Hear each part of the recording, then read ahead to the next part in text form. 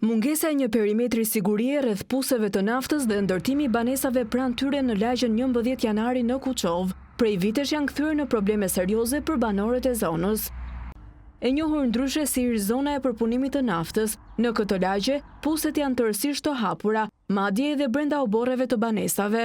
Ka një rregull, duhet të jenë larg, po nuk janë zbatuara. E ka bërë shpinë këtu, ai pusi duhet të jetë i qisë të paktën të jetë 30 metrë larg. Do në rrethuar me zgara, me gjera, je kanë patur rase, ka punuar pusjet, je krau pusit, ka vrarë fëmijën aty. Për të rrethuar detyrimisht aty për shembull mund të vejë një fëmija, vete një person që nuk ja dija, vete një baktia. Frika është gjë e madhe. Një zëri banorët kërkojnë izolimin e puseve, pasi rrjedhja e tyre shkakton emetim gazrash në ajër, si dhe ndotje të tokave bujqësore.